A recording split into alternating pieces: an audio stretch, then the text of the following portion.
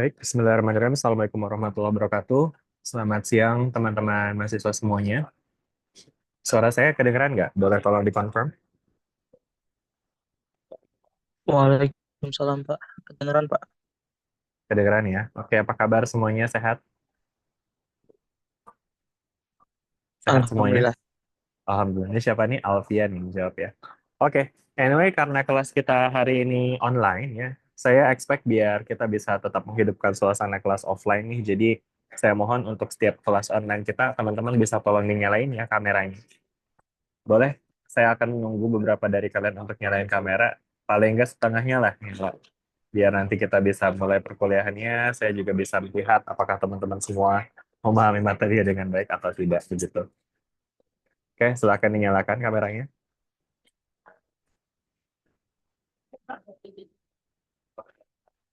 Oh, ini ada beberapa yang masih di waiting room nampaknya.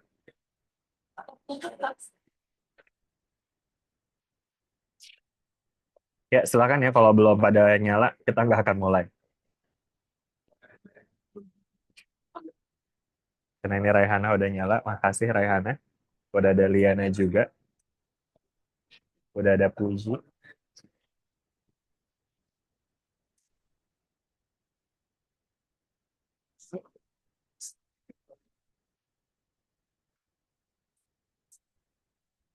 Masih sedikit sekali, ya mohon disiapkan ya teman-teman ya. Pastikan teman-teman semua mengikuti perkuliahan ini dengan baik ya, meskipun kita kuliahnya online, tolong posisikan diri teman-teman untuk siap belajar seperti halnya kelas offline ya.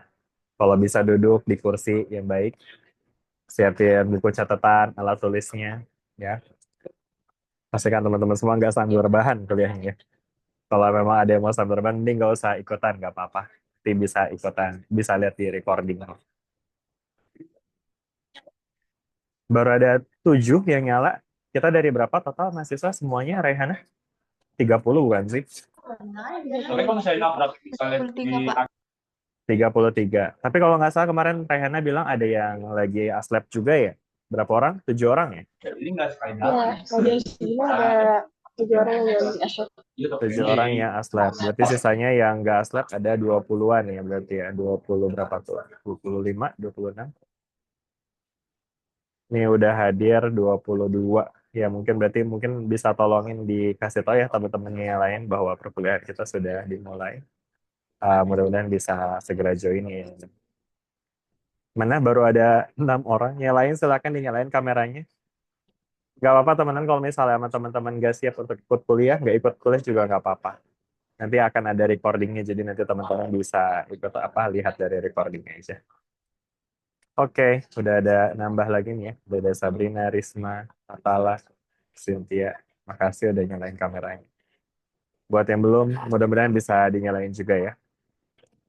Baik, kita akan memulai perkuliahan kita hari ini dan esensinya sih hari ini saya lebih again review tentang materi yang mungkin penting untuk teman-teman ulas kembali yang mungkin saya usahakan berkaitan dengan apa yang akan teman-teman hadapi di minggu depan yaitu UTS sih. So far gimana tuh? Udah siap dengan UTS-nya belum nih? Udah nambah belajar Raihana dengan yakin menggelengkan kepala. Yang lain gimana? Udah siap? Ada udah siap buat UTS? Namanya juga UTS kan ya, ujian tidak siap. Kalau teman-teman udah siap jadinya US dong. Ujian siap. Kalau UAS ujian agak siap gitu katanya ya.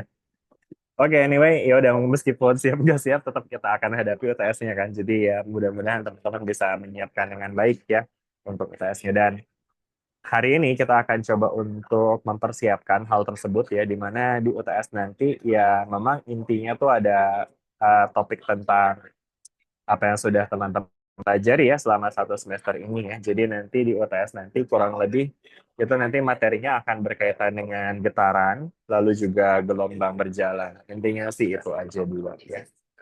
Nah, sedangkan untuk getaran kemarin kan kita udah sempat bahas ya teman-teman ya secara umum ya bahwa getaran atau gerak harmonik sederhana itu dia memiliki persamaan umum ya kan. Yang mana persamaan umumnya itu bisa kita nyatakan dengan dy kuadrat, berapa sih?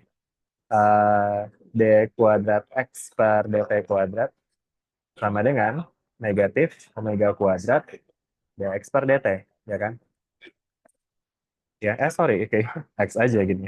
Karena kan kemarin ekspresi umumnya kita juga bisa nyatakan dalam double dot ya, jadi X double dot equals to negatif omega kuadrat X. Masih ingat nih ekspresi ini yang kemarin kita pelajari? Ingat ya? Dan dari sini nanti kita bisa menentukan tuh ya kan berapa frekuensi getarannya dan juga berapa periodenya dan seterusnya. Oke? Ya. Clear ya dengan ini ya. Dan kemudian kemarin dari untuk ekspresi ini kita juga udah membahas bahwa solusi umum dari persamaan getaran seperti ini itu adalah X sama dengan A sin omega T ditambah dengan psi. Gitu ya Kak. Jelas nggak nih sampai sini? Ya, ini saya cuma nge-review doang yang kita udah pelajari panjang lebar kemarin ya. Oke? Gitu. Dan kemudian ini bisa terjadi pada berbagai macam sistem ya. Jadi untuk sistem seperti massa pegas maupun bandul ya, kita bisa selesaikan atau kita bisa cari apa namanya katakanlah frekuensi dari osilasinya dengan persamaan-persamaan seperti ini. Ya. Oke? Jelas sampai sini? Jelas ya, dan kemarin kita juga udah coba untuk ulas soal seperti ini, dan kemarin ini udah lebih implementatif ya, jadi ini udah ada real world situation ya, di mana di sini kita punya pegas ya kan dengan dihubungkan dengan massa ya sebesar n dengan osilasi segini dan seterusnya, dan akhirnya kita bisa menyusun persamaan simpangannya, gitu ya kan. Nah, sekarang di kesempatan kali ini saya akan coba untuk membahas suatu soal ya yang juga masih berkaitan dengan getaran ya. Soalnya ini seperti ini sebenarnya. Saya akan coba tampilkan.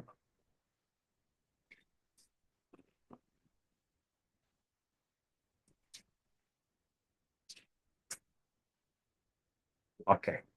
Nah, sekarang kita punya soal seperti ini. Ini udah terlihat belum soal? Ini saya bisa bikin lebih kecil deh. Oke ya. Jadi sekarang ceritanya di sini kita punya persamaan osilasi bebas sebagai berikut. D kuadrat X per dt kuadrat plus 9X sama dengan 0. Kemudian di sini dia tanya fungsi osilasinya, kemudian juga kecepatannya, juga amplitudonya, dan juga frekuensi alami dan periode osilasi. Seperti itu. Oke. Serta dia juga tanya ya gambarkan grafik fungsi osilasi X terhadap waktu T dan berikan penjelasannya secara fisis. Begitu. Oke. Nah, gimana nih Tono nih? Dengan ekspresi kayak gini berarti kira-kira fungsi kita bisa coba jawab satu-satu ya. Kira-kira untuk yang soal nomor pertama ini fungsi osilasinya. Mungkin ini soalnya saya ganti nomor 1 gitu ya. Nah, kemudian ini soal A, B, C, D ya. Oke, kita mulai dari soal yang A. Fungsi osilasi dalam bentuk XT. Nah, kira-kira gimana nih teman-teman fungsi osilasi ini?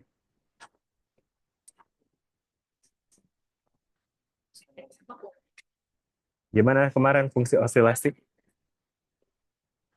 Kita udah pelajari ini kemarin kan? Gimana fungsi osilasi atau persamaan osilasi?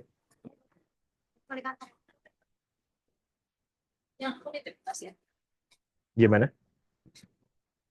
Persamaannya itu Hah? Y sama dengan asin omega T plus minus Hmm? pi si. Plus minus sih, betul ya. Ini persamaan umumnya seperti ini, di mana Y-nya itu menggambarkan timpangan ya. Tapi mungkin untuk case ini karena dia itu dinyatakan dengan X ya posisinya, jadi mungkin lebih baik kita juga nyatakan dengan X ya, jangan Y. Oke? Y itu mungkin untuk yang vertikal gitu ya osilasinya, sedangkan di sini kan ceritanya kita pakai X nih. Jadi ini kita asumsikan dia bergerak secara horizontal sehingga simpangannya bisa kita nyatakan dengan X ya, sama dengan A sin omega T plus C. Oke? Ya, mungkin kita juga bisa nyatakan dalam fungsi waktu gitu ya kan, karena ini kan dia merupakan fungsi waktu kan. Nah, makanya jadi ya kita bisa tuliskan seperti ini. Jelas ya? Ya, dan again, untuk menuliskan fungsi osilasi, sebetulnya kita butuh beberapa parameter lain ya, yaitu ada amplitudonya berapa, omeganya berapa, dan juga mungkin di sini kita butuh berapa nilai psi-nya ya kan, atau sudut fasenya ya kan. Ya. Dan untuk sudut fase ini tentunya bisa kita cari dulu ya. Jadi sebenarnya emang soal nomor A ini kelihatannya bisa kita kerjakan dengan mengerjakan soal nomor D sama C-nya dulu, nih, ya kan? Karena omega itu bisa tuh kita dapatkan dari ini ya, frekuensi alaminya ya, atau si siapa namanya F-nya ya. Oke. Dan juga dia tanya periode. Ya. Jadi mungkin kita bisa coba untuk kerjakan soal nomor D dulu nih, ya.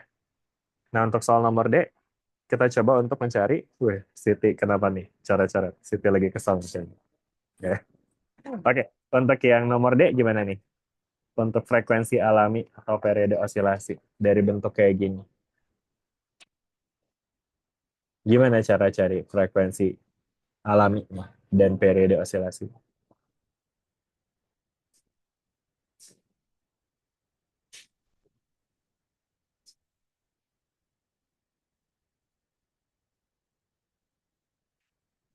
Tadi kita udah review di atas ya. Frekuensi osilasi itu bisa didapatkan dari ekspresi si omega kuadratnya ya kan? Jadi untuk persamaan ini teman-teman tinggal cari nih berapa omega kuadratnya. Iya nggak? Berapa nih kira-kira omega kuadratnya? Akar 9, Pak. Akar 9. Oke, ya makasih ya. Mungkin lebih tepatnya 9 sih kalau omega kuadrat. Ya nggak? Kenapa 9? Karena ya ini omega kuadrat itu kan sebenarnya adalah koefisien dari X ya. Jadi teman-teman bisa lihat persamaan yang ditampilkan di soal, itu kan bisa kita modifikasi ya dengan memindahkan si 9x ke sebelah kanan ruas persamaan, sehingga d kuadrat x per dt kuadrat sama dengan negatif 9x gitu ya kan. Dan bentuk ini tentunya ekivalen dengan bentuk umum persamaan osilasi atau gerak harmonik sederhana, di mana d kuadrat x per dt kuadrat sama dengan negatif omega kuadrat x. Bisa dipahami sampai sini? Gitu ya. Nah, berarti dari sini kita bisa menyatakan bahwa omega kuadratnya adalah berapa? 9, ya kan? Mudah ya? Jadi dari sini kita bisa nyatakan bahwa omega kuadratnya adalah 9. Oke. 9 apa nih? Tentu ya 9 radian per second. Oh, bentar, ini masih kuadrat ya. Berarti artinya karena omega kuadrat sama dengan 9, berarti omeganya sama dengan 3. Dan satuan ini adalah radian per second. Oke. Nah, inilah yang kemudian disebut dengan natural frequency atau frekuensi natural, frekuensi alam. Sebenarnya frekuensi sudut sih, karena masih dalam omega ya. Jadi mungkin kalau misalkan kita ingin menyatakan dalam frekuensi, dalam hertz, maka tentu kita bisa merubah ini dalam bentuk frekuensi ya, di mana omega sama dengan 2πf kan ya. Berarti 2πf sama dengan 3, dan akhirnya f sama dengan 3 per 2pi. Ya. Satuannya nanti jadinya hertz. Begitu. Jelas nggak sampai sini? Bisa ya? Oke, lanjut. Berikutnya periode osilasi. Dia juga tanya periode. Nah, ini tentu gampang sekali ya. Gimana cara cari periode?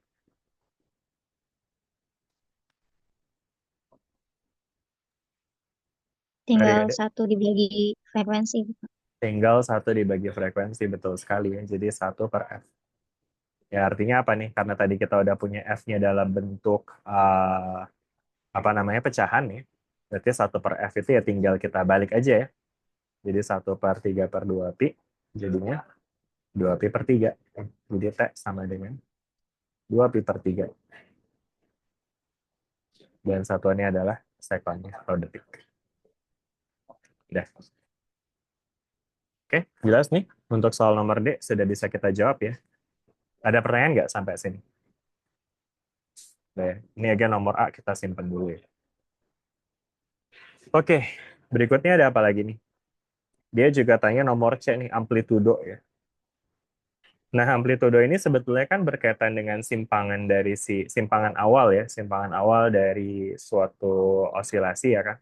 Nah, sedangkan pada kasus ini tuh sebetulnya kita belum bisa menentukan sih berapa simpangan awalnya ya. Jadi mungkin kita bisa asumsikan aja simpangan awalnya adalah A gitu ya. Oke. Jadi amplitudonya mungkin di sini bisa kita nyatakan sebagai A aja gitu ya. Ya, karena memang di sini apa namanya berapa nilai amplitudo itu sebetulnya tidak cukup ya didapat apa tidak bisa kita dapatkan secara fix dari persamaan ini aja. Karena kalau teman-teman ingat persamaan ini kan dia itu asalnya dari persamaan gaya kan ya. F sama dengan MA, di mana F-nya ini untuk kasus pegas itu adalah negatif KX ya kan. Sedangkan negatif KX sama dengan MA, seterusnya kita bisa bikin jadi A sama dengan negatif KM dikali X ya kan. Dan dari situ kita lihat dia hanya menggambarkan ya hubungan antara percepatan dengan simpangan ya dan juga nilai apa namanya omega kuadratnya yang berkaitan dengan K per M. Yang artinya di situ memang nggak ada nilai tetap untuk simpangan maksimumnya berapa ya. Sehingga amplitudo ya memang dalam kasus seperti ini tidak bisa kita tetapkan ya berapa nilainya. Oke. Jadi kita tentukan sendiri aja ya, kita asumsikan nilai amplitudonya adalah A. Begitu. Jelas nggak sampai sini? Udah ya? Nah, dari sini baru deh kita bisa kerjain nomor A ya. Berarti sekarang karena kita punya apa namanya? Kita punya sudah punya omeganya ya kan? Di mana omeganya itu adalah 3, ya maka untuk kasus ini berarti persamaan simpangannya kita bisa nyatakan dengan A sin 3T lalu ditambah dengan C. Gitu aja. Oke, inilah dia persamaan simpangan. Oke, ya dengan menggunakan amplitudo A dan C-nya apa A dan apa kemudian persamaan simpangannya adalah seperti ini. Oke. Untuk mendapatkan berapa nilai A dan C, ya lagi-lagi ini kita sebetulnya butuh kondisi awal ya. Ya mungkin caranya tuh kita udah bahas kemarin ya. Jadi kalau memang suatu benda disimpangkan awalnya let's say 5 cm, ya berarti itu dia amplitudenya 5 cm gitu ya. Atau mungkin dia kasih ya seperti soal yang kemarin kita kerjain ya, dia menyimpang sejauh 0,04 meter dengan kecepatan 0,5 meter per sekon. Yang kemarin kita bahas tuh, ingat nggak? Nah, pada kasus itu kita perlu turunkan dulu tuh berapa amplitudo dengan menggunakan hubungan antara simpangan dan kecepatan. Yang kemarin kita bisa hubungkan dengan menggunakan energi kan ya. Masih ingat ya cara-cara untuk menentukan amplitudo ya ketika kita punya case seperti ini. Oke, udah deh. Nah terus kemudian yang terakhir untuk mendapatkan ekspresi dari kecepatannya, ya tinggal kita turunkan aja. Ya jadi kalau misalkan dari bentuk ini kita coba untuk turunkan menjadi suatu fungsi kecepatan, maka fungsi kecepatan bisa kita dapatkan dengan ya dx per dt, ya kan? Apa nih turunannya jadinya? 3A, 3A 3A, 3A cos cos. dalam kurung 3T ditambah C. Betul. Oh, udah deh kayak gini aja. Udah ya? Jelas sampai sini? Ada pertanyaan nggak? Udah ya? Kayak gitu ya. Oke, baik. Itu dia terkait dengan osilasi ya. Nah, sekarang kita akan lanjut pembahasan kita sedikit ke bahasan yang yang juga sudah dibahas di apa namanya setengah semester kemarin ya dengan Pak Esmar, itu tentang osilasi teredam ya atau getaran teredam. Ya. Udah bahas ya itu ya sama Pak Esmar kemarin ya. Sebentar, saya pengen cari di buku deh. Itu di halaman berapa itu? Osilasi teredam. Nah, ini dia. Di halaman 30.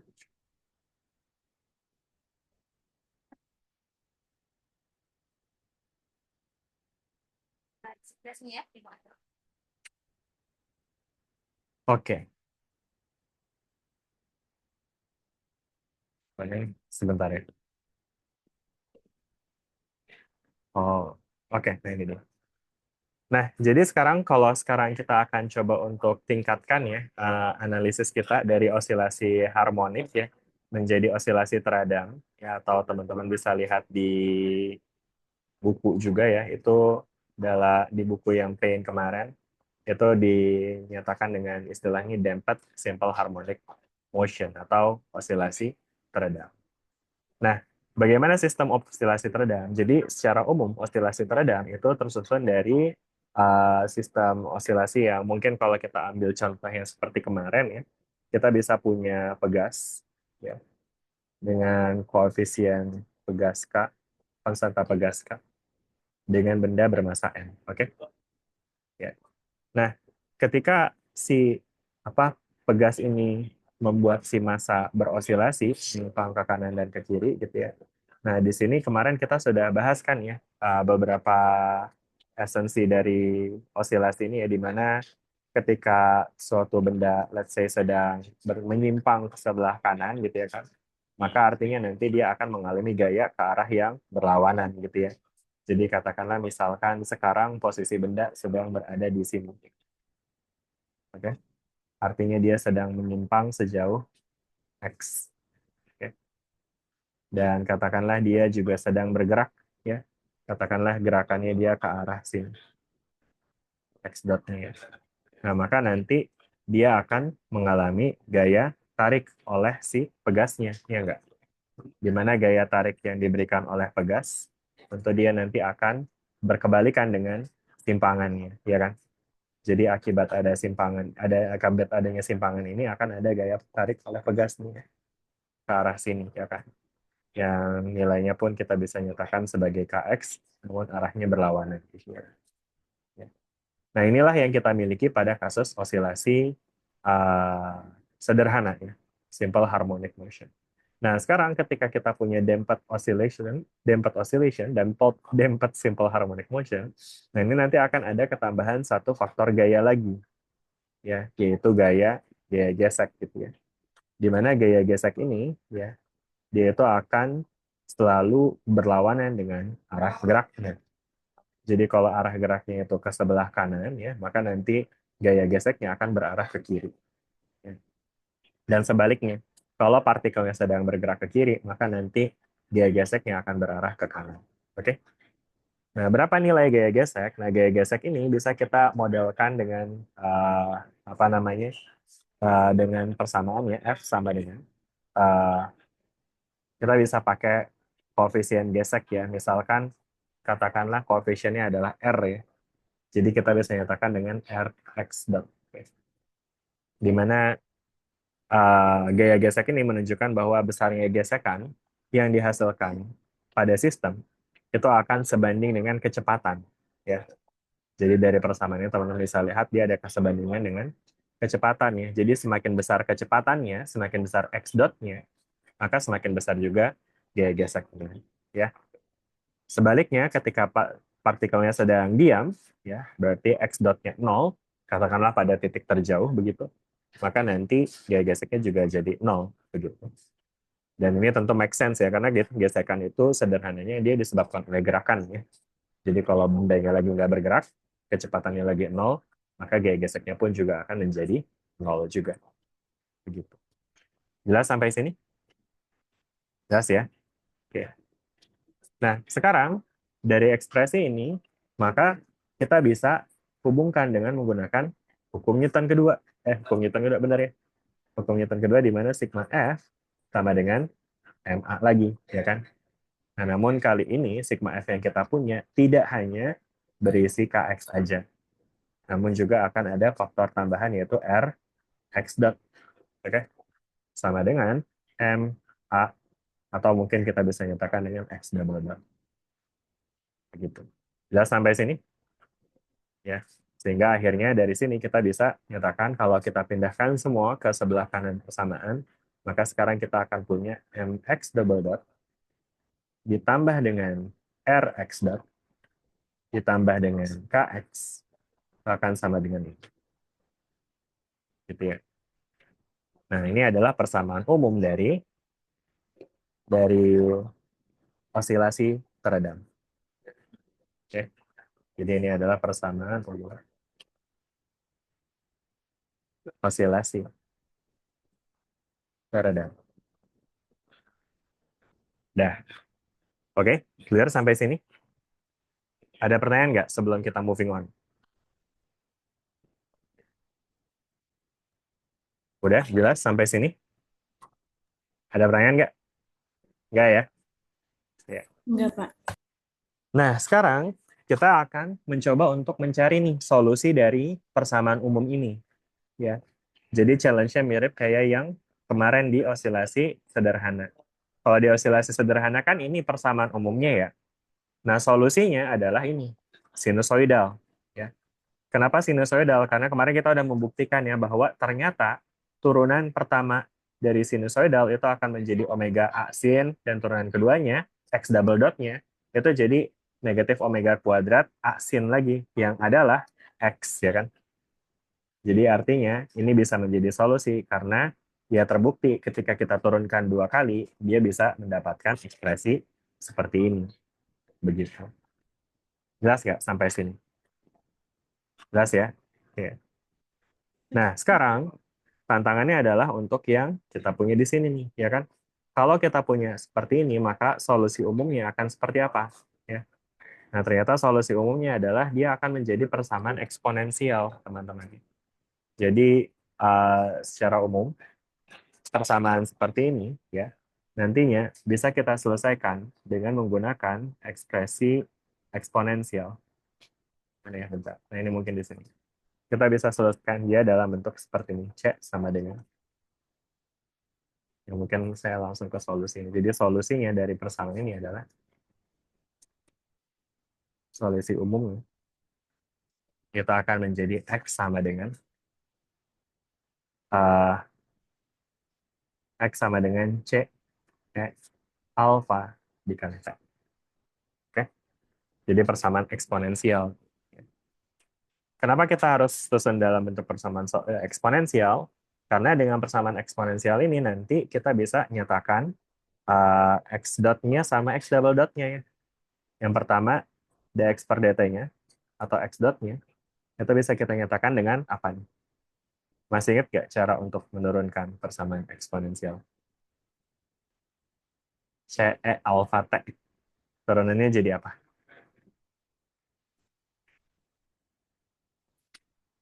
Ingat nggak nih cara nurunin persamaan eksponensial? Lupa? Saya akan bantu ingatkan. Kalau kita punya Y sama dengan E pangkat X, berarti Y aksen akan jadi apa? Ln X ya, Kak? Berapa? Ln X? No, bukan ln X. Dia akan menjadi E pangkat X lagi. Ya, dia akan menjadi E pangkat X lagi. Turunan keduanya apa? E pangkat X lagi. Turunan pangkat ketiganya, E pangkat X lagi. Jadi E pangkat X itu, kalau diturunkan, itu akan jadi dirinya sendiri ternyata. Oke? Gitu ya. Nah, namun lain cerita kalau kita sekarang Y punya fungsinya Y sama dengan E pangkat 2X gitu. Nah, kalau ada E pangkat 2X, ini berarti udah memiliki bentuk komposit. Ya, ada fungsi di dalam fungsi. Ada 2X sebagai eksponen dari si E-nya. Maka pada kasus ini, teman-teman harus apply kaidah aturan rantai. Ya kan? Masih ingat aturan rantai? Aturan rantai masih ingat? Udah ingat ya.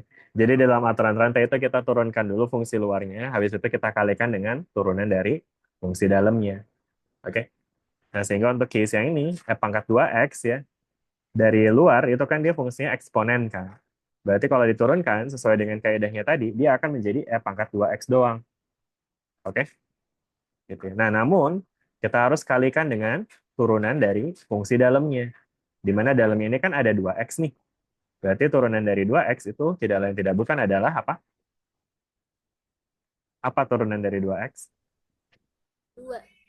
2. Betul ya. Nah, jadi dari sini kita punya Y aksennya adalah 2E pangkat 2. Jelas nggak? Oke.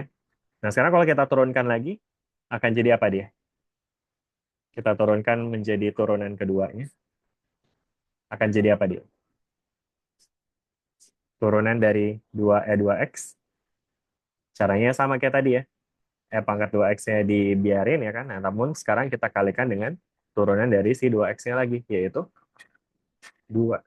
Jadi dia akan menjadi apa? 4E pangkat 2X. Gitu. Jelas nggak sampai sini? Ada pertanyaan nggak? Udah ngerti? Oke ya. Nah, sekarang kalau saya ganti nih ekspresinya, misalkan sekarang kita punya X sama dengan 3E pangkat 2T ya. Nah, berarti nanti X dotnya ya atau dx per dt-nya itu akan jadi apa?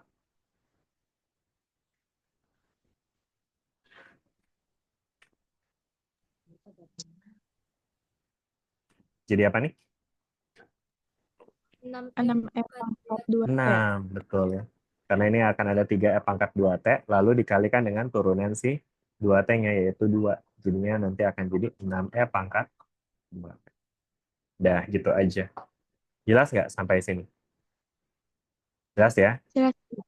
Ada pertanyaan nggak? Nggak ya? Oke. Nah, sekarang balik lagi ke sini. Berarti kalau kita punya X sama dengan CE pangkat AT, ya, maka X dot-nya akan jadi apa?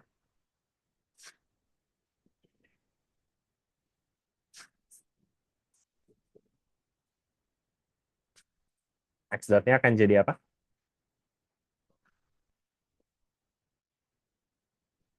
Tadi bisa pakai angka, sekarang pakai alfa jadi bingung. Kayaknya sama aja nih, kayak ini si 3-nya, ini alfanya tuh 2-nya, ya kan? Pak, maaf, Sama mau persis izin. dengan contoh yang saya kasih tadi kan, jadinya apa? Kalau C, alpha, E, Mm-mm. pangkat alpha T, udah kok, Pak. Betul, betul banget ya. Jadi CE alfa T dikalikan dengan alfa lagi, ya kan? Ya makanya jadi nanti akan ada alfa C gitu ya. Atau C alfa. Mungkin kita boleh tulis ini, alfa dikali C, E alfa T. Begitu. Jelas nggak sampai sini? Udah? Ada pertanyaan nggak nih? Udah ya, gampang ya. Satu lagi.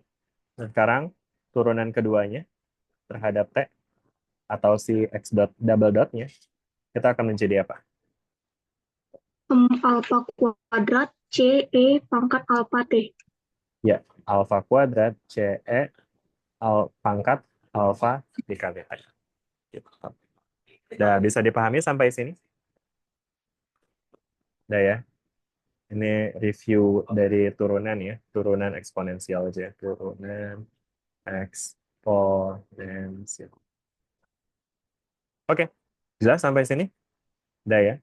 Nah, maka dengan demikian kita bisa lihat di sini dia akan memiliki hubungan seperti tadi ya. Jadi maksudnya pada kasus ini si X dan juga X double dotnya dan juga X dotnya itu bisa kita gantikan tuh dengan ekspresi CE alpha T ya.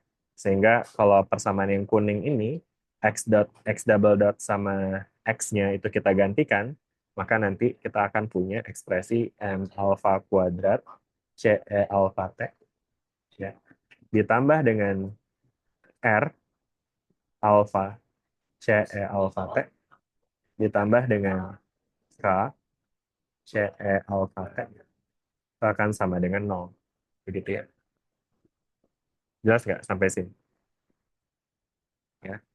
Nah, lalu kemudian dari sini kita bisa faktorkan si CE alpha T-nya. Dan akhirnya kita akan punya M alpha kuadrat ditambah dengan R alpha ditambah dengan K itu akan sama dengan 0. Oke? Dah, sampai sini bisa ikutin ya?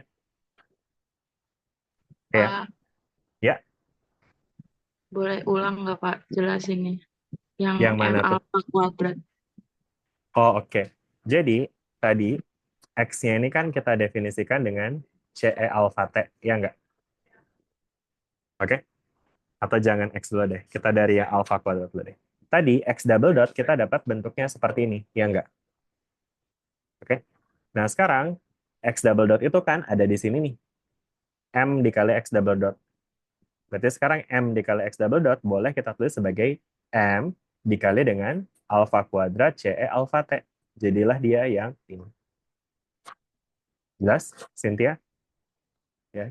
Begitu juga dengan yang X dot-nya nih ya. X dot-nya ini digantikan oleh ekspresi ini. Ya. Jadi X dot-nya digantikan dengan ini sehingga dia akan menjadi seperti ini. Oke? Gitu ya. Dan kemudian si apa namanya si X-nya juga sama. X-nya ini kita gantikan dengan CE alpha dot sehingga kita bisa tuliskan kayak gini dan akhirnya kita bisa dapatkan bentuk seperti ini. Jelas? Ada pertanyaan nggak? Udah ya. Nah, sekarang di sini kan ada CE alfa T, ya kan? Dikalikan dengan M alfa kuadrat tambah R alfa tambah K sama dengan 0. Ya kan? Nah, dalam kasus ini, di sini kan C-nya itu adalah suatu konstanta kan, yang sebetulnya kita nggak pengen dia 0 ya. Karena kalau dia jadi 0 ya dia jadinya nggak gerak nih, ya kan? Maka artinya ininya nggak 0 gitu kan. Sehingga kalau ini nggak 0, berarti yang harus 0 adalah yang ada di dalam kurungan ini. Atau kita bisa tuliskan M alfa kuadrat tambah R alfa tambah K itu harus sama dengan 0. Gitu. Jelas nggak sampai sini? Ya. Nah, sekarang supaya dia ini jadi seperti ini ya, berarti nanti kuncinya itu adalah di nilai alfanya gitu ya kan. Jadi nanti di sini si persamaan ini kan jadi persamaan kuadrat ya. Teman-teman bisa lihat ini sebagai persamaan kuadrat. Masih ingat persamaan kuadrat? Persamaan kuadrat itu yang ini loh teman-teman, yang AX kuadrat plus BX plus C sama dengan 0, ya enggak? Ini namanya persamaan kuadrat. Ini juga persamaan kuadrat, ya kan? Tapi sekarang bukan pakai X, tapi sekarang pakainya alfa. Oke. Nah, persamaan kuadrat ini nanti bisa memiliki 3 kemungkinan tuh. Teman-teman masih ingat nggak? Solusi dari persamaan kuadrat itu nanti dia bisa memiliki 2 akar, bisa memiliki 1 akar, bisa juga tidak memiliki akar kan. Ya, nilainya semua tergantung pada diskriminannya. Ya. Jadi diskriminan dari persamaan kuadrat itu akan menentukan solusi dari persamaan kuadrat tersebut. Oke? Gitu ya. Again, nilai dari diskriminan suatu persamaan kuadrat itu akan menentukan solusi dari persamaan kuadrat tersebut. Oke? Gitu ya. Bentar, aduh, poinnya saya nggak bisa geser di bawah. Oke. Ya. Jadi, diskriminan dari suatu persamaan kuadrat itu akan menentukan jumlah dari solusi persamaan kuadrat ya. Dimana kalau diskriminannya itu lebih besar dari 0, itu nanti dia akan memiliki 2 solusi. Ya kan? Kalau diskriminannya sama dengan 0, dia akan memiliki 1 solusi. Sedangkan kalau diskriminannya lebih kecil dari 0, maka dia tidak memiliki solusi ya. Tidak memiliki solusi real. Gitu ya. Oke? Jelas nggak sampai sini? Ya. Nah, nanti kalau kita kaitkan dengan persamaan osilasi seperti ini, ya, itu nanti jumlah solusinya juga akan ditentukan oleh diskriminannya. Nah, cuma nanti untuk case kayak gini, itu nanti diskriminannya itu akan lebih berkaitan dengan apa namanya, dengan jenis redamannya ya. Jadi kalau misalnya untuk diskriminan yang lebih besar dari 0 ya, maka yang terjadi adalah nanti dia akan menjadi heavy damping istilahnya, atau redaman berat. Heavy damping. Oke. Sedangkan kalau diskriminannya lebih sama dengan 0, dan nanti ini yang disebut dengan critical damping. Critical damping. Atau redaman kritis.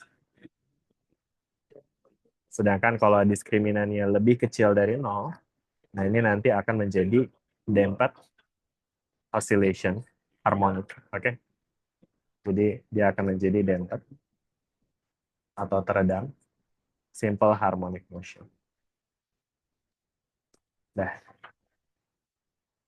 bisa dipahami sampai sini? Ya, jadi diskriminan dari persamaan kuadrat ini akan menentukan jenis dari redamannya. Kalau diskriminannya lebih besar dari 0, dia heavy damping. Apa artinya heavy damping? Heavy damping itu artinya osilasinya akan langsung teredam, alias nggak ada osilasinya. Jadi tadi kan teman-teman lihat ya, ini again kita lagi ngomongin soal osilasi teredam, yang artinya ada redamannya, ada dampingnya, ya kan? Dan ketika dia dibilang sebagai damped oscillation yang ya, heavy damping, nah itu berarti dia nggak bakal sempat nyelesain satu osilasi. Dia bakal, habis dia dilepas, dia bakal langsung ngerem sampai berhenti. Bisa dibayangin nggak? Jadi dia nggak sempat berosilasi. Oke? Ya. Nah, sedangkan kalau untuk yang critical damping, di mana D-nya sama dengan 0, nah itu dia hampir berosilasi ya. Atau mungkin kita bisa bayangin dia akan berhenti tepat di satu osilasi, kita habis itu berhenti. Kebayang nggak? Mudah-mudahan ya. Nah, sedangkan untuk yang damped simple harmonic motion, itu nanti dia akan mampu untuk berosilasi. Ya, namun osilasinya pun juga nanti akan lama-lama berhenti, gitu ya. Bisa dibayangin nggak tuh? Jadi ini yang kemudian ngebedain antara simple harmonic motion dengan damped simple harmonic motion. Jadi again, kalau simple harmonic motion doang, itu kan kita punya osilasi yang terjadi secara menerus ya. Bentar. Saya gambar di sini deh. Sebagai comparison nih. Jadi kalau pure oscillation, pure simple harmonic motion, maka nanti grafiknya akan kayak gini, terus-terusan.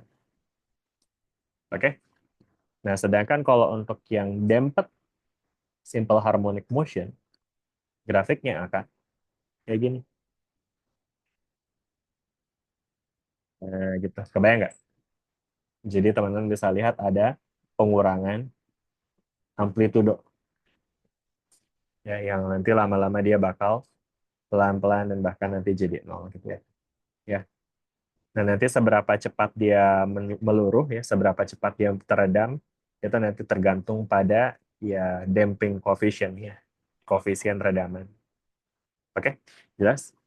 Nah, kalau critical damping yang gimana? Critical damping itu mungkin kita bisa bayangkan dia hampir melakukan satu osilasi. Jadi mungkin kayak gini, sambil kayak gini, terus saya itu nyet, gitu. Nah, mati. Kebayang nggak? Ya, gitu ya. Nah, sedangkan yang terakhir untuk yang heavily damping oscillation, itu nanti dia bakal more or less kayak gitu lah. Bisa dibayangin? Ya, cuma belok sekali doang, tapi nggak sempat selesai satu osilasi.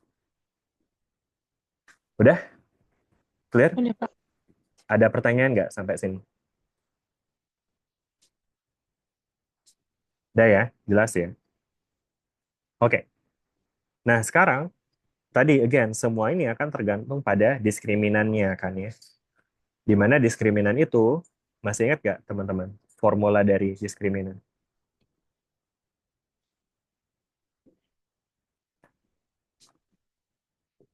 Ini persamaan kuadrat. Diskriminan dari persamaan kuadrat. Ingat nggak formulanya apa?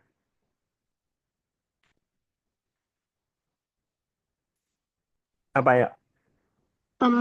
R kuadrat dikurang 4MK bukan sih, Pak?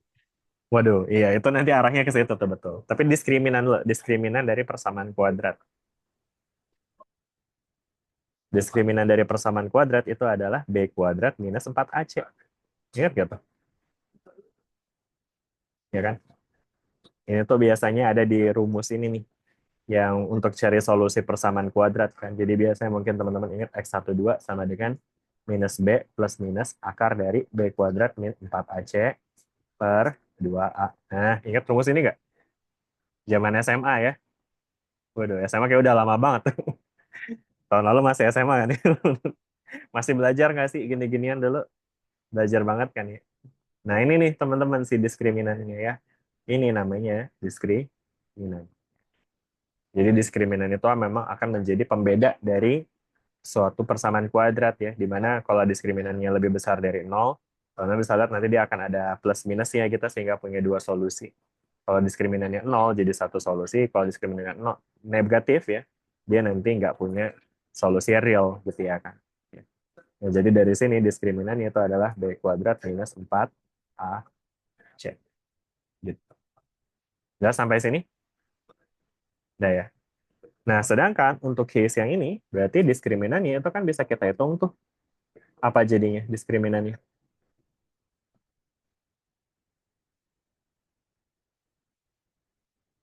Apa diskriminannya? Sama rumusnya. Cuma bedanya sekarang, instead of ABC, kita punya MR sama K. Jadi diskriminannya apa?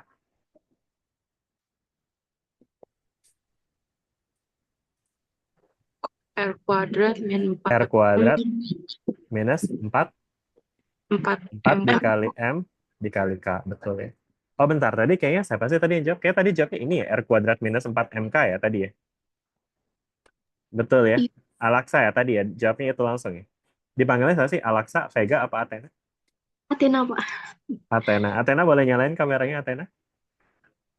Nih saya Bentar. lihat-lihat lama-lama kok jadi menurun lagi nih, nyalain kameranya tinggal 6, tinggal 5. Cuma ada Liana, Safinatun, Adila, Cynthia, Puji. Ya tolong ya teman-teman ya dinyalain kameranya kalau emang teman-teman ready buat apa kelas. Kalau emang nggak ready nggak apa-apa kok, nggak usah ikutan nggak apa-apa. Nanti insya Allah saya bakal taruh ini di YouTube ya nanti biar teman-teman bisa apa namanya lihat ulang ya, pelajari ulang. Nah jelas nggak teman-teman sampai sini?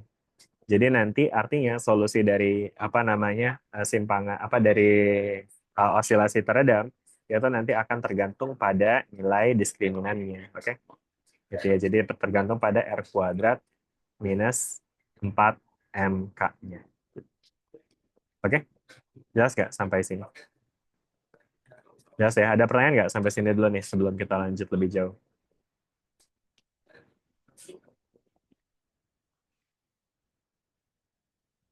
Udah? Aman? Aman ya? Oke. Sebentar ya teman-teman. Oh, oke. Kelihatannya sebetulnya ini kayaknya saya lihat lebih, harusnya kita analisis lebih jauh lagi deh. Kelihatannya ini kita nggak bisa cuma mempertimbangkan si R-nya aja, nggak bisa mempertimbangkan diskriminannya aja ya. Tapi mungkin lebih jauhnya lagi, kita juga harus mempertimbangkan solusi dari persamaan kuadrat ini ya. Jadi kalau kita lihat dalam bentuk dalam bentuk solusi persamaan kuadrat, itu kan kita bisa nyatakan dengan cara seperti ini ya. Maka untuk alfa pun juga sama ya. Solusi dari persamaan kuadrat ini kita bisa nyatakan dalam alfa sama dengan minus B berarti negatif R ya. Kemudian plus minus akar dari B kuadrat yaitu R kuadrat minus 4AC berarti 4MK gitu ya kan. Kemudian dibagi dengan 2. Begitu ya. Oke. Nah, di sini ada satu trik lagi nih yang harus kita lakukan, yaitu kita bisa distribusikan si 2M-nya, sehingga kita bisa nyatakan dengan negatif R per 2M, plus minus akar dari R kuadrat per 4MK dibagi dengan 2M. Begitu. Oke? Nah, lalu apa nih? Apa esensinya dari sini? Nah, nanti teman-teman bisa lihat ekspresi ini bisa juga kita nyatakan dalam negatif R per 2M plus minus. Nah ini kalau kita distribusikan 2M-nya ke dalam akar, dia akan menjadi R kuadrat per 4MK dibagi dengan 4M kuadrat. Ya enggak? Yang kalau kita distribusikan, berarti nanti dia akan menjadi R kuadrat per 4M kuadrat, kemudian dikurang dengan 4MK per 4M kuadrat. Oke? Dan akhirnya di sini kita bisa nyatakan dengan minus R per 2M plus minus akar dari R kuadrat per 4M kuadrat dikurang dengan K per M. Dah, ya. Nah, jadi ini akan menjadi penentu dari jenis simpangannya. Oke? Gitu ya. Nah, penentu dari jenis simpangannya adalah si ini nih. Yang sebenarnya ini merupakan bentuk dari diskriminan per 2A ya. Oke? Nah, jadi mungkin lebih lengkapnya adalah ketika dia si bentuk yang saya kasih warna merah itu dia nilainya apa namanya tadi lebih kecil dari, atau mungkin kita ngomongin lebih besar dari 0 dulu ya. Kalau dia lebih besar dari 0 maka dia akan menjadi heavy damping gitu ya kan. Dan supaya dia lebih besar dari 0 maka faktor R kuadrat min 4M kuadratnya berarti harus lebih besar, ya enggak? Bisa dipahami nih? Karena ketika diskriminannya lebih besar dari 0 berarti yang di dalam akarnya itu akan jadi positif ya. Sehingga ketika dia nilainya positif, atau artinya R kuadrat per 4M kuadratnya itu lebih besar daripada K per M, maka kondisi ini akan menyebabkan dia menghasilkan oscillation yang heavily damped. Ya. Jadi dia heavy damping. Oke? Jelas nggak sampai sini? Dan bentuknya nanti akan ya seperti yang tadi kita udah ulas di atas ya. Jelas? Oke. Nah, sedangkan ketika dia sama nilainya, R kuadrat per 4M kuadrat, sama dengan K per M. Nah, maka ini akan menjadi oscilasi yang sifatnya critical. Critical damping. Oke. Dan yang satunya lagi, ketika R kuadratnya yang lebih kecil daripada K per M. Nah, maka ini akan menjadi osilasi damped ya. Osilasi teredam. Damped simple harmonic. Udah jelas nggak sampai sini? Oke? Ada pertanyaan nggak sampai sini dulu? Udah? Jelas? Ada pertanyaan? Nggak? Nggak ya? Oke. Nah, kemudian karena nilai dari R kuadrat per 4M kuadrat dan juga K per M itu menjadi faktor penentu untuk menentukan jenis dari osilasi, jenis dari redaman, maka nilai ini bisa kita nyatakan sebagai suatu koefisien. Ya. Oke. Koefisien apa namanya? Jadi nilai yang ini, yang R kuadrat per 4M kuadrat, itu disebut sebagai koefisien redaman. Ya. Jadi ini, itu disebut sebagai koefisien redaman. Koefisien redaman. Oke? Jelas nggak sampai sini? Simbolnya biasanya dinyatakan dengan beta sih dia, kalau nggak salah. Benar ya? Beta. Oke? Jadi koefisien redaman itu rumusnya adalah beta sama dengan R kuadrat per 4M kuadrat. Oke? Ya, sedangkan yang kedua, ini K per M itu adalah apa teman-teman? Ada yang ingat K per M? K per M apa? Omega kuadrat. Iya, itu omega kuadrat gitu ya. Jadi ini adalah frekuensi alamiah namanya, atau frekuensi natural ya. Ya, tapi frekuensi alamiahnya ini dia dalam bentuk omega kuadrat ya. Jadi omega kuadrat adalah K per M. Jadi artinya kalau emang teman-teman mau cari frekuensinya berapa, ya udah tinggal diakarin, terus dibagi dengan 2pi gitu ya, seperti yang sudah-sudah begitu. Oke, jelas nggak sampai sini? Udah ya? Oke. Ada pertanyaan nggak sampai sini dulu? Udah, jelas?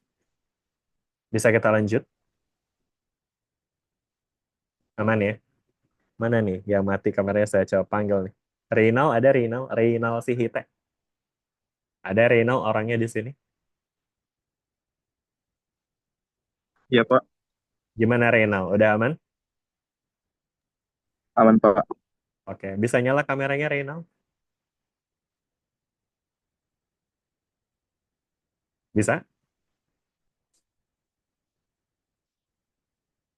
Mana nih? Ditanya. Halo Reynal? Oke, ini nanti teman-teman kalau misalnya emang ada isu dengan kameranya, boleh tolong kasih tahu aja ya, lewat chat misalnya. Dan kalau emang nggak ada isu, saya expect again buat dinyalain kameranya ya. Biar ya kelasnya ini bisa berasa kayak kelas offline lah gitu. Saya bisa lihat teman-teman ngerti atau enggak. Kalau ngerti kan kelihatan tuh angguk-angguknya ya kalau nyala kameranya. Kalau nggak ngerti juga kelihatan juga tuh kerut-kerut wajahnya ya.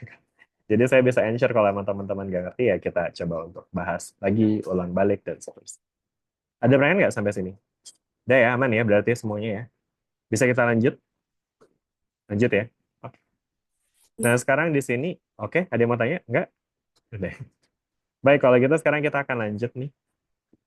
Di sini kita punya soal kayak gini nih ya. Bentar, ini apa nih osilasi di atas? Mengalami redaman akibat gesekan dengan persamaan gerak sebagai berikut. Tentukan koefisien redaman, frekuensi alami, dan frekuensi osilasi teredam.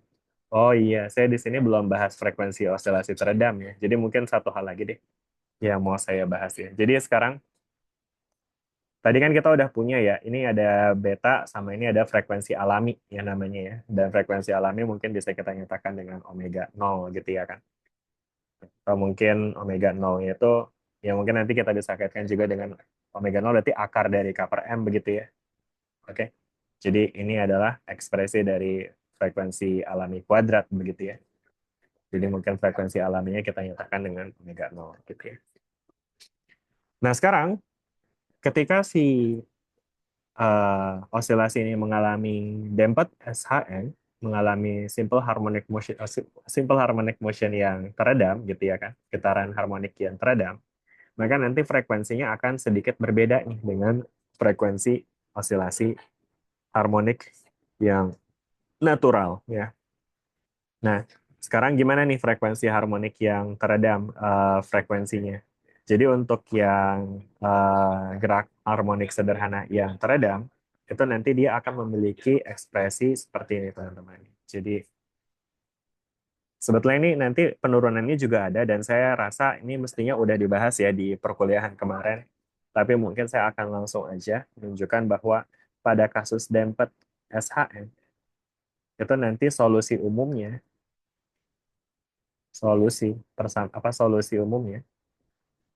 itu nanti bisa kita nyatakan dengan X sama dengan A E minus RT per 2N kemudian sin omega aksen ya omega aksen dikali T plus C gitu ya. Oke. Ya, atau mungkin namanya jangan omega aksen deh, omega D aja ya, buat ngebedain dengan frekuensi alamiah. Kalau frekuensi alamiah itu omega 0, sedangkan kalau omega D itu adalah frekuensi osilasi teredam. Oke? Gitu ya. Nah, ekspresi ini, persamaan ini, itu akan memiliki grafik serupa dengan yang tadi udah saya gambarkan di atas tuh ya. Jadi teman-teman bisa lihat, dia masih kelihatan pola sinusoidalnya, ya kan? Jadi dia ini efek sinusoidalnya. Nah, cuma di sini teman-teman bisa lihat amplitudonya menurun, ya kan? Nah, amplitudo menurun itu digambarkan oleh persamaan ini.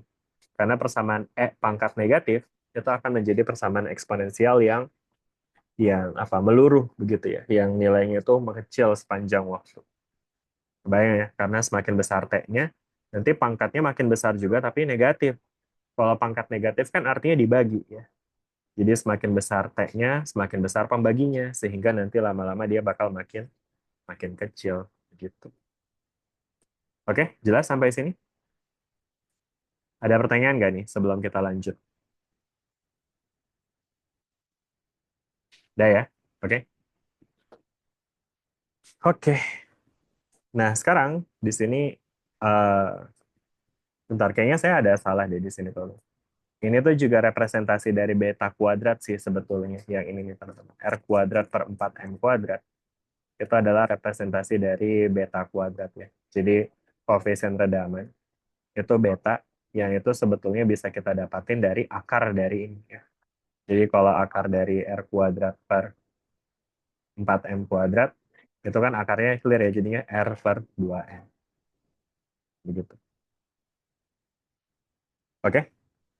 Bisa dipahami sampai sini? Ya.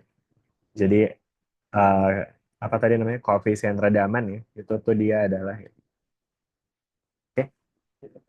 Jelas nggak sampai sini? Udah ya.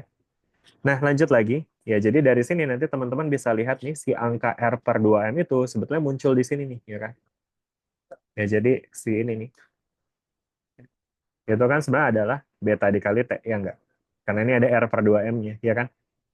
Jadi artinya ini, bentuk ini bisa kita sederhanakan menjadi negatif beta dikali T.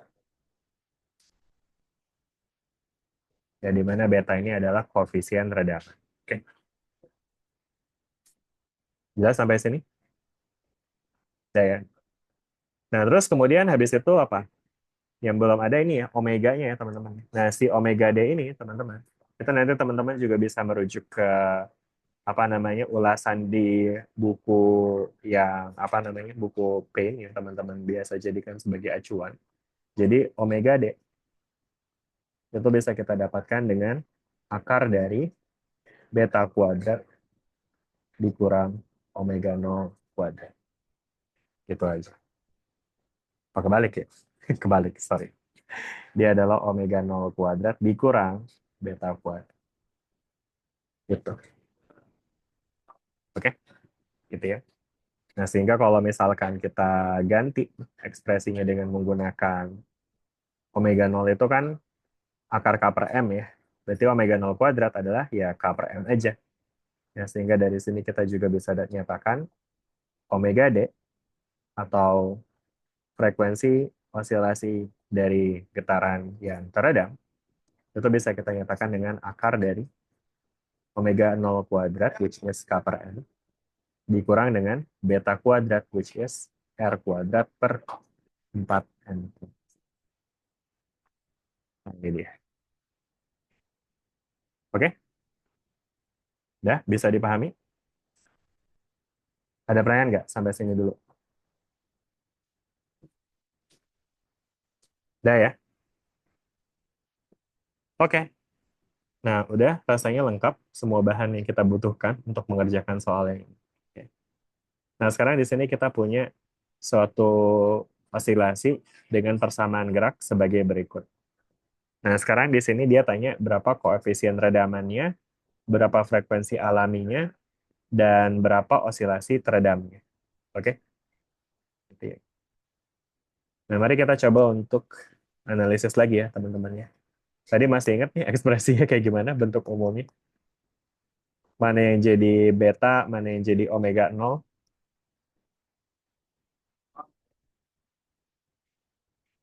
Mungkin kalau kita lihat dari bentuk umum yang tadi ya, tadi kan kita punya ini ya, mx double dot ditambah dengan rx dot ditambah dengan kx itu sama dengan 0. Oke?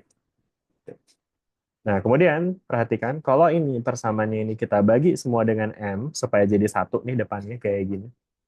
Maka teman-teman bisa lihat nih, x double dot ditambah dengan r per m kali x dot ditambah dengan k per m x itu akan sama dengan 0. Ya enggak? Jelas? Gitu ya. Nah, sekarang pertama dia mau cari koefisien redaman, ya kan? Nah, koefisien redaman itu kan sebetulnya adalah apa tadi? R per 2M, ya enggak? Ya kan? Koefisien redaman adalah R per 2M. Sehingga R per 2M itu sebetulnya bisa kita lihat dari ini nih, faktor pengali dari si ekspresi yang kita punya di atas. Karena di atas yang kita punya ini ya. Oke. Nah, sehingga dari sini kita bisa bandingkan langsung bahwa X double dot ditambah dengan 3X dot ditambah dengan 9X sama dengan 0. Begitu. Jelas? Berarti dari sini kita bisa nyatakan bahwa R per M-nya itu sama dengan berapa? 3, ya kan? 3 ya. Berarti betanya, koefisien redamannya, yang kita tahu rumusnya adalah R per 2M, itu bisa kita nyatakan dengan 3 per 2 jadinya, ya kan? Ya enggak? Atau 1,5. Nah, ini dia koefisien redamannya. Ya. Jelas nggak sampai sini? Ada pertanyaan nggak?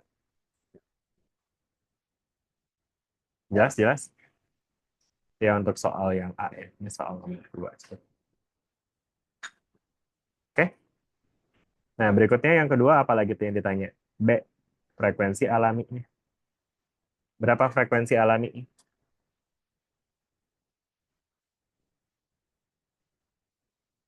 Kita bisa ambil dari nilai K per M-nya ya kan? Nah, K per M-nya adalah berapa tuh? 9 kan? Oke.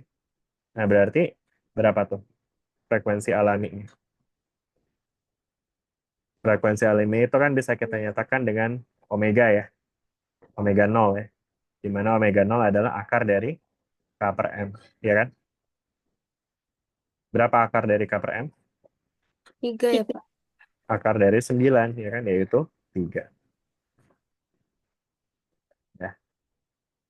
Jelas nggak sampai sini? Oke. Nah, sekarang berdasarkan kondisi ini, berarti nanti kita bisa lihat bahwa gerakan dari osilasi ini, sistem ini akan menghasilkan osilasi yang sifatnya apa? Teredam critical atau heavy damped. Ini kita bisa bandingkan dengan ininya ya. Atau sebetulnya secara langsung kita juga bisa bandingkan dari beta sama omeganya ya kan. Nah dari sini kita bisa lihat mana yang lebih besar, omega 0 apa beta?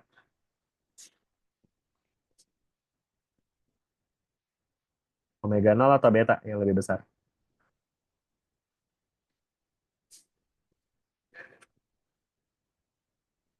Mana yang lebih besar, omega 0 atau beta? Omega 0. Omega 0-nya ya kan, frekuensi alaminya lebih besar ya. Maka kalau omega 0-nya yang lebih besar, berarti dia akan melakukan damped SHM ya kan. Jelas nggak sampai sini? Ya ini teman-teman perlu nyatakan ini dulu ya untuk melihat apakah sistemnya terosilasi secara teredam atau tidak ya. Dia akan osilasi teredam, damped simple harmonic motion itu ketika ini ya, K per M-nya lebih besar dari R kuadrat per 4M kuadrat atau omega 0-nya lebih besar dari beta-nya. Kalau dia nilainya sama, dia critical damping. Dan kalau dia critical damping, dia nggak bakal ada frekuensi teredamnya gitu ya, karena bahkan dia nggak sempat untuk melakukan satu kali osilasi kan, apalagi yang heavy damping dia jadi nggak ada pasti frekuensi teredamnya. Makanya jadi karena di sini omega 0 yang lebih besar dari beta, maka dia bisa melakukan damped SHM gitu ya, sehingga karena dia damped SHM berarti kita bisa cari nih berapa frekuensi teredamnya ya kan, omega D-nya. Nah gimana tuh rumusnya omega D tadi? Tadi di atas udah kita bahas. Ini ya, akar dari 0, omega 0 kuadrat dikurang dengan beta kuadrat. Oke? Jelas sampai sini? Ya, sehingga dari sini akar dari omega 0 kuadrat dikurang beta kuadrat, berarti dia akan jadi akar dari berapa tuh? 3 kuadrat minus 1,5 kuadrat. Berapa tuh jadinya? Akar 6,75. Akar 6,75 ya. Karena ini 9 dikurang 2,25 ya. Jadinya Ya. akar dari 6,75. Boleh nih dibuletin aja, dihitung pakai kalkulator. 2,50. 2,60. 2,60. Oke, oke. Iya. 2,60 ya. Dan satuan ini nanti akan jadi radian per second. Oke, jelas sampai sini? Udah ya? Itu ya teman-teman ya. Anyway, ini nanti unitnya sama ya. Nanti si frekuensi teredam atau koefisien teredaman itu dia akan memiliki unit yang sama dengan omega kuadrat ya. Dengan omega ya. Jadi ini semua satuannya adalah radian per second. Dah. Oke, ada pertanyaan nggak sampai sini? Udah ya? Nah, lalu kemudian ada apa lagi nih? Serta gambarkan grafik hubungan X terhadap waktu T jika koefisien redaman lebih kecil dari frekuensi alami osilasi. Ya, di sini emang udah lebih kecil kan nih. Makanya jadi dari sini kita bisa gambarkan kan tuh ya terhadap waktu ya, hubungan X terhadap waktunya. Berarti ya again kita bisa gambarkan dengan grafik dengan bentuk osilasi yang teredam. Jadi ini X-nya, ini T-nya. Lalu grafiknya ya kalau kita gambarkan dalam bentuk sinusoidal misalkan, maka mungkin dia akan bentuknya seperti ini gitu ya. Gitu. Bisa dipahami nggak sampai sini? Jelas ya? Oke. Oke. Ada pertanyaan sebelum kita lanjut ke bagian berikutnya? Ada pertanyaan nggak? Udah? All good? Boleh jempolnya nih kalau udah aman. Oke. Nah gitu ya. Oke, baik. Kalau gitu sekarang kita akan lanjut lagi ya ke bagian berikutnya. Dari apa tadi? Topik yang mungkin akan diulas di UTS nanti itu adalah terkait dengan gelombang. Gelombang transversal ya. Masih ingat dengan gelombang transversal analisisnya bagaimana? Itu dibahas di buku juga ya kan, yang saya yakin sudah dibahas sebelumnya. sebentar.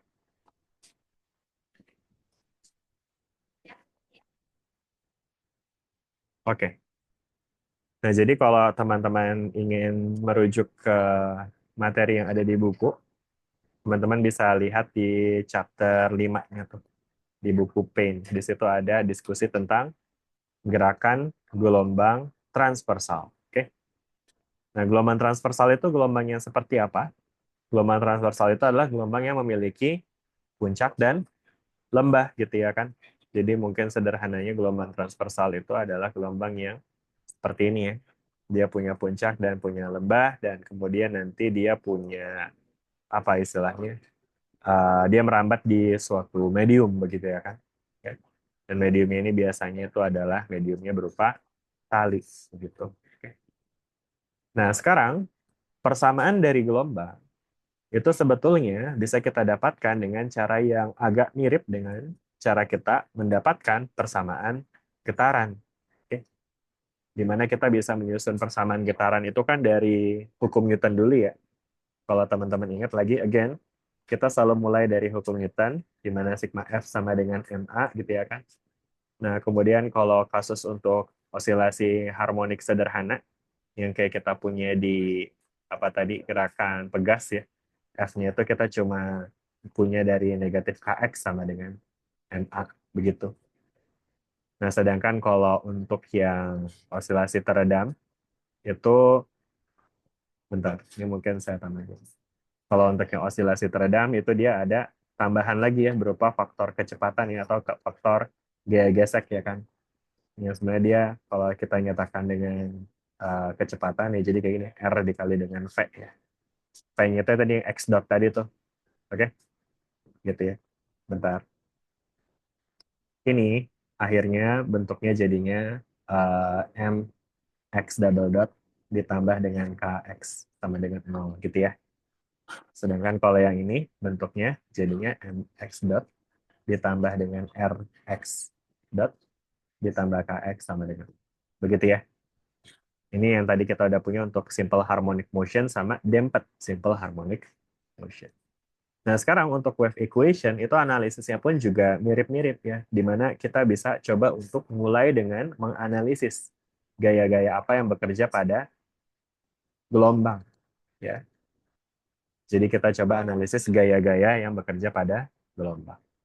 Nah, ketika kita ngomongin gelombang, itu berarti kita akan bicara soal gaya pada medium gelombang ya.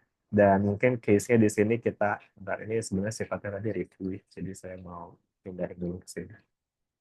Nah, jadi kalau kita ngomongin gaya pada gelombang, maka kita bisa bayangkan pada segmen tali ya, di mana teman-teman bisa bayangkan tali itu ketika dilewati oleh gelombang, maka tali itu akan mengalami gaya di kedua ujungnya ya. Ujung kiri akan mengalami gaya T, ujung kanannya juga akan mengalami gaya T begitu. Oke. Ya.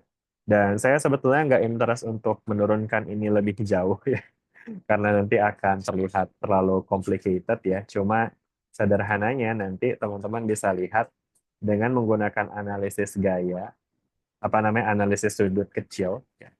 Maka nanti gaya pada sistem tali itu bisa kita nyatakan dengan seperti ini. Ya. Ini sebetulnya menggambarkan gaya pada tali yang sebelah kiri, sedangkan ini menggambarkan gaya pada tali yang sebelah kanan. Sehingga gaya totalnya itu bisa kita nyatakan dengan ya tali kiri dikurang dengan tali kanan. Oke, saya kebalik ya. Ya ini tali yang sebelah kanan ya, karena ini X plus DX kan. Teman-teman bisa lihat ini ya representasi dari gaya pada tali yang ada di sebelah kanan. Ini saya kasih warna hijau. Nah, sedangkan untuk representasi dari gaya pada tali yang sebelah kiri, itu dia direpresentasi oleh yang sebelah sini. Oke? Jelas nggak sampai sini? Oke.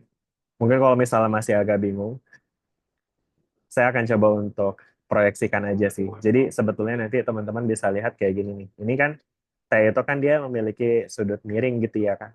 Nah, jadi dari sini kita bisa proyeksikan nih si apa namanya T-nya ke sumbu X dan juga ke sumbu Y gitu ya kan. Ini ada T pada sumbu X. Sedangkan ini T kita kasih nama T1 lah begitu ya. Nah, sedangkan di sebelah kanan ini juga akan ada proyeksi T pada sumbu X. Kita bisa kasih nama T2X.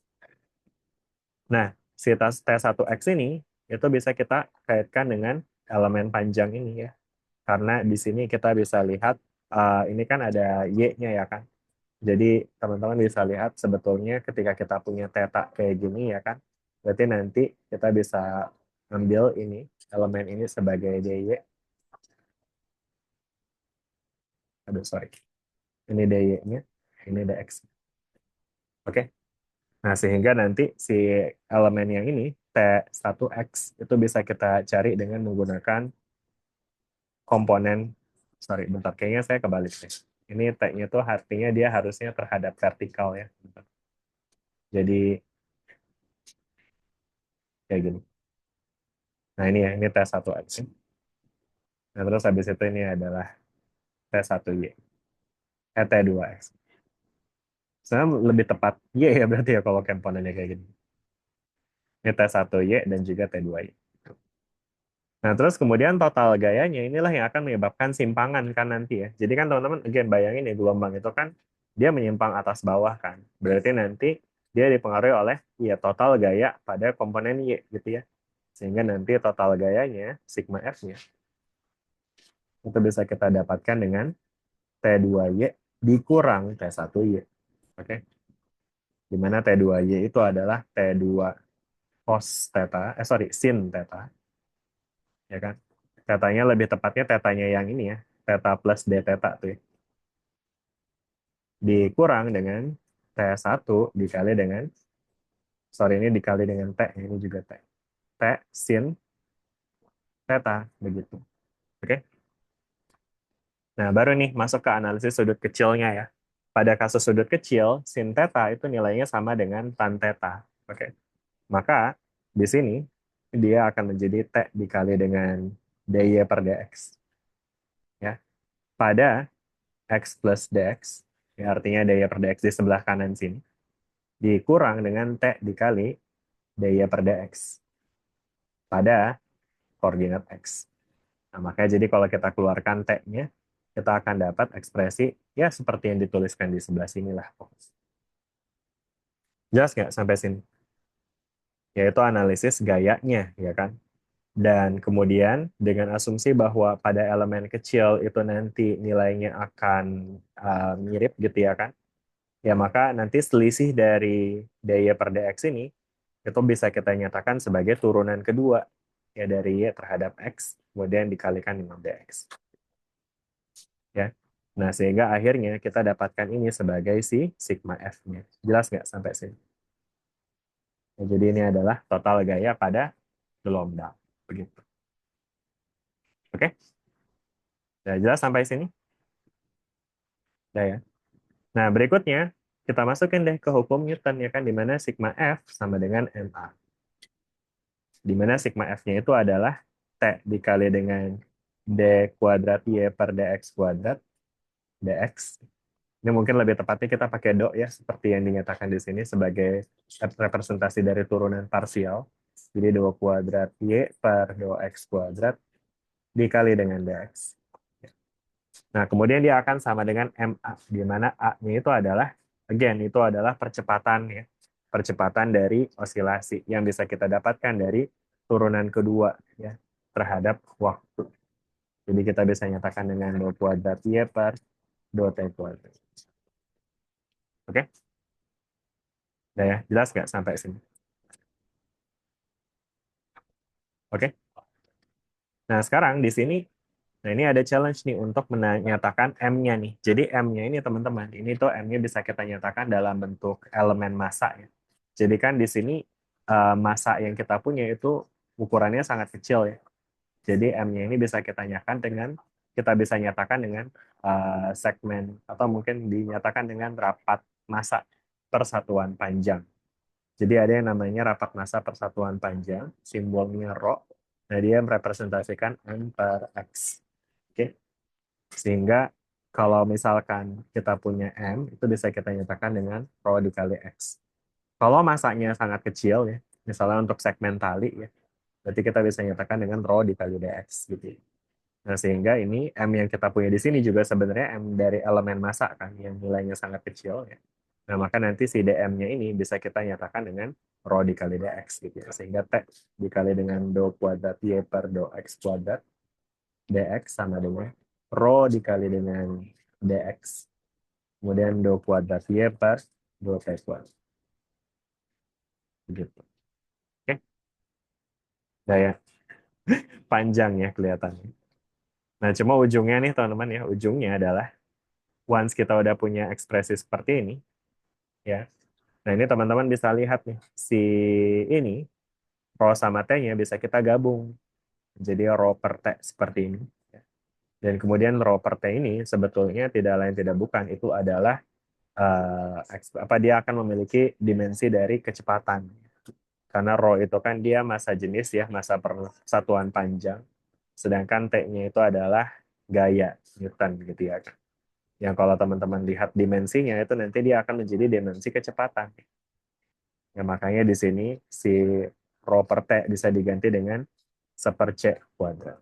Oke. Dan kemudian inilah yang menjadi wave equation. Begitu.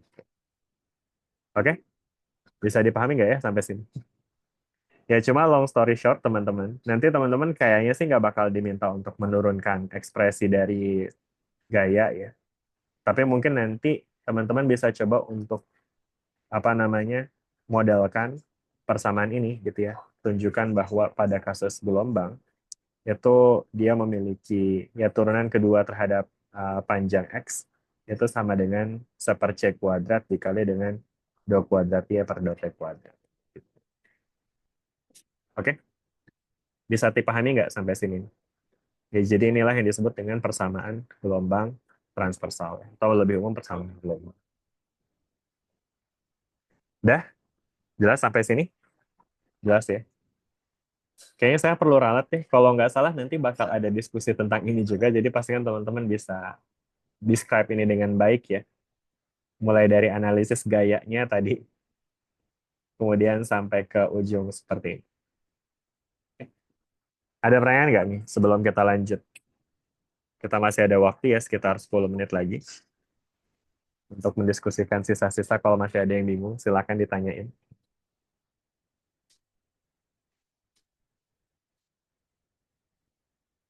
Udah?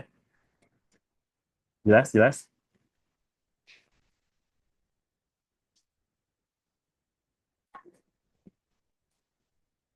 Udah ya, kalau gitu sekarang kita akan lanjut ya. Ini adalah persamaan umumnya kan berarti tadi ya. Nah sekarang pertanyaan berikutnya adalah bagaimana dengan solusi? Solusi dari persamaan umum ini. Oke. Solusi itu apa artinya? Solusi itu ya kayak yang tadi itu, kayak yang udah-udah kita udah bahas ya.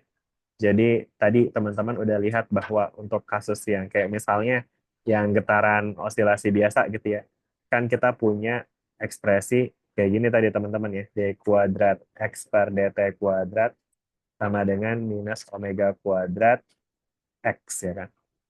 Nah dari persamaan ini solusi umumnya adalah apa? X sama dengan a sin omega t plus plus c. Ya kan? Ini disebut dengan solusi, ya kan? Nah, sedangkan kalau yang tadi d kuadrat x per dt kuadrat ditambah dengan apa tadi namanya? K gitu ya. Ditambah dengan r dx per dt ditambah dengan kx sama dengan 0. Nah, ternyata solusi dari bentuk ini adalah x sama dengan tadi ya c e alpha t. Oke? Gitu ya kan. Dan kemudian pada osilasi teredam dia dari jadi x sama dengan a e negatif bt sin omega aksen T atau omega dt plus C. Ya. Ini untuk yang solusi yang teredam. Nah, sekarang kita punya ekspresi ini. Ya. D kuadrat Y per do X kuadrat sama dengan 1/c kuadrat do kuadrat Y per do T kuadrat. Nah, ini yang mau kita cari. Bagaimana solusi. Oke? Jelas ya? Nah, gimana nih kira-kira teman-teman solusinya? Ya, ini yang sebetulnya kemarin teman-teman udah sebutin sih.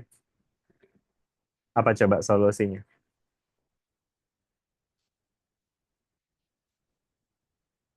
Apa nih solusinya?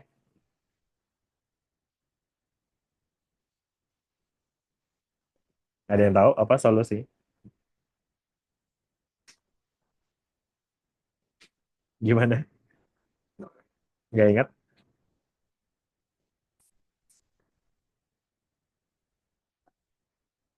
Solusi dari persamaan gelombang itu adalah Y sama dengan A sin omega T minus KX. Itu dia. Oke? Iya. Nah, dari mana nih datangnya? Nah, ini jadi teman-teman akan diminta untuk mencoba untuk menurunkan hubungannya juga ya.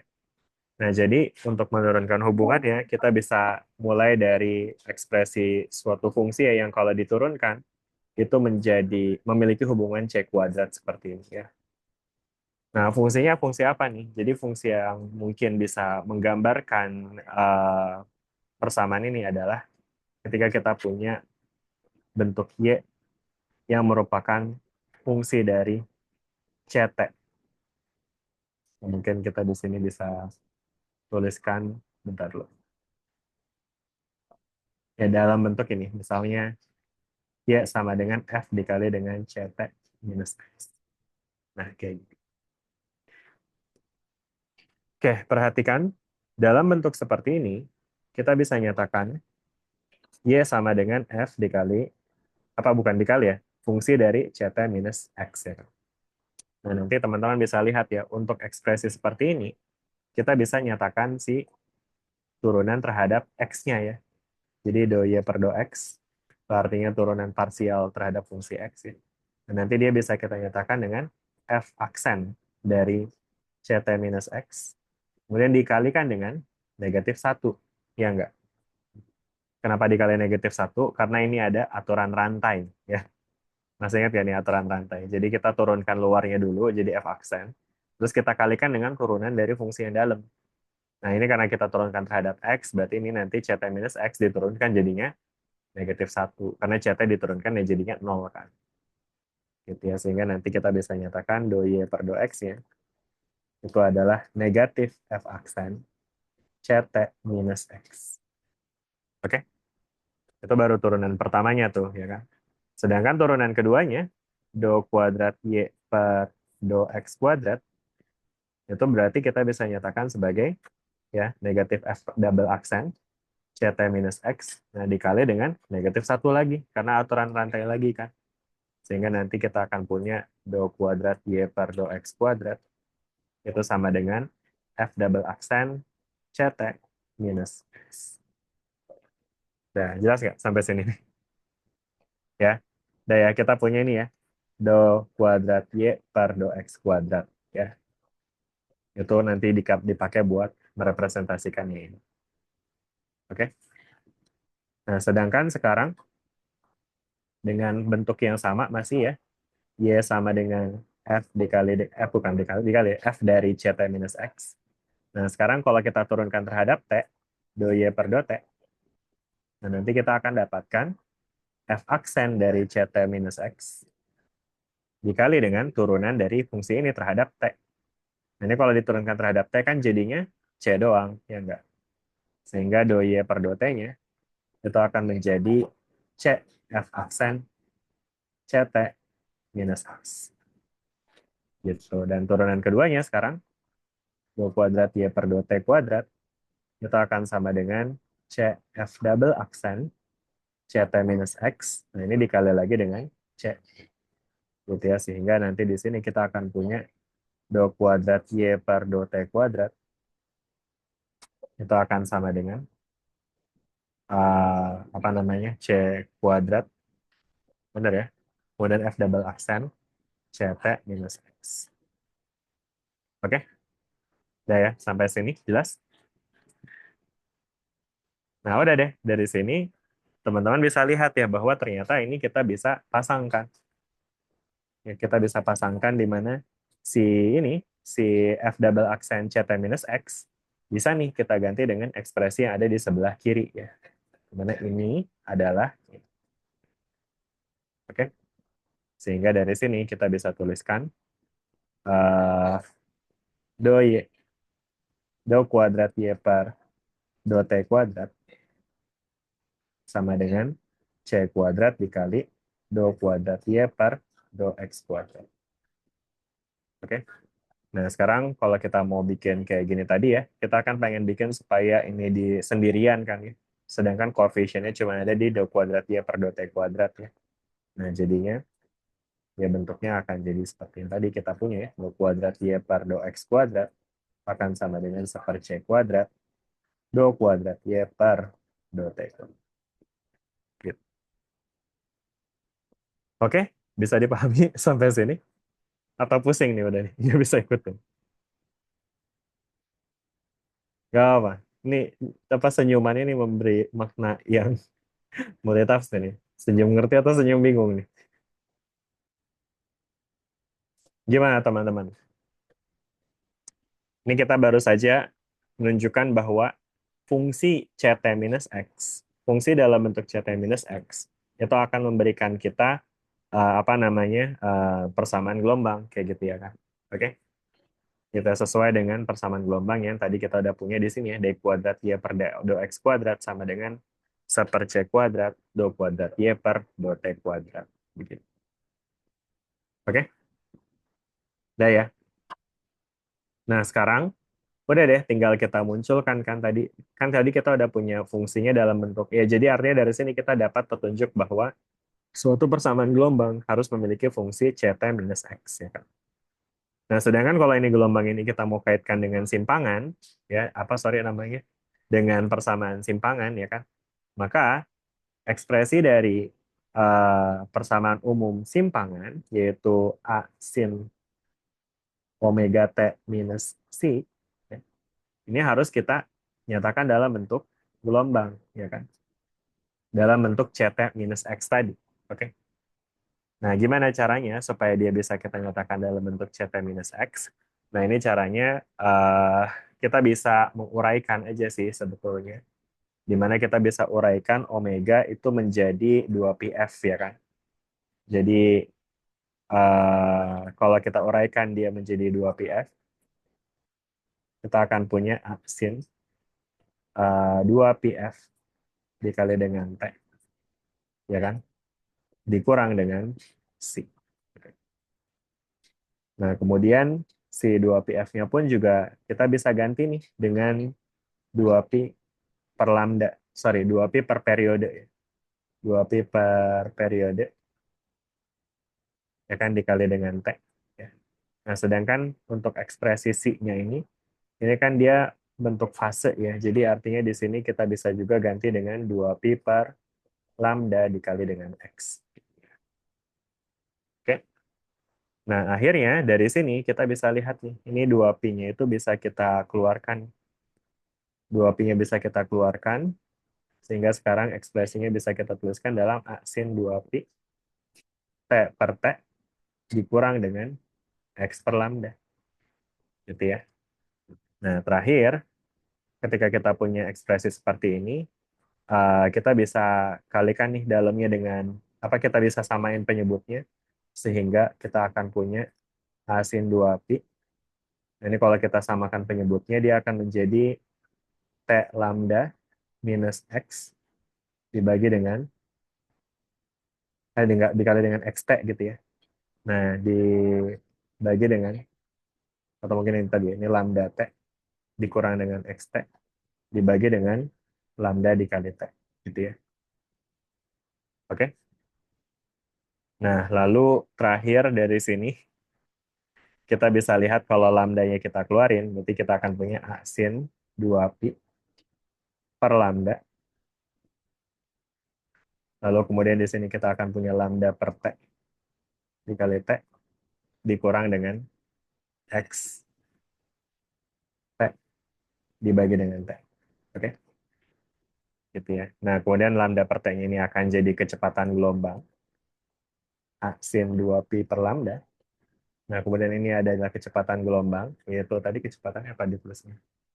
Pakai C ya, CT. Nah, terus dikurang dengan X. Oke lah, itu intinya. Ya, nanti detailnya nanti teman-teman bisa lihat lebih dalam lagi ya di solution of equation, apa wave equation ya. Nanti teman-teman bisa lihat di buku textbook tentunya di halaman 13 ini, 113. Oke? Dah, sampai sini. Sepertinya kita udah jam 3 pas nih. Ada pertanyaan nggak sebelum kita akhiri? Udah ya? Cukup ya? Oke. Baik, untuk selanjutnya mungkin tips lagi teman-teman, nanti akan ada apa namanya, saya udah dapat kisi-kisi untuk soal UTS-nya. Jadi nanti salah satu soalnya juga dia nanti akan membahas tentang matching impedance. Nah, untuk matching impedance ini ada di textbook di halaman 121 ya, di buku yang Pain. Teman-teman udah bisa akses buku Pain? Bisa ya? Nah, silakan teman-teman coba untuk pelajari ya untuk yang bagian matching impedance ini, karena nanti akan ada apa namanya pertanyaan seputar matching impedance yang nanti teman-teman expected untuk bisa jawab gitu. Oke, terakhir ada lagi yang mau ditanya sebelum kita akhiri kelasnya? Cukup rasanya ya berarti ya. Kalau udah mungkin nanti tolong siapa namanya PJMK untuk di screenshot aja biar bisa lihat siapa yang hadir hari ini. Sudah di screenshot?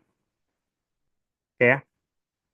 Baik, kalau gitu terima kasih semuanya. Sampai ketemu lagi di pertemuan kita minggu depan. Enggak minggu depan sih, minggu depan lagi UTS ya. Jadi mungkin depannya lagi. Jadi selamat UTS untuk minggu depan. Semoga sukses dan terima kasih. Assalamualaikum warahmatullahi wabarakatuh. Sore semuanya. Terima kasih, Pak.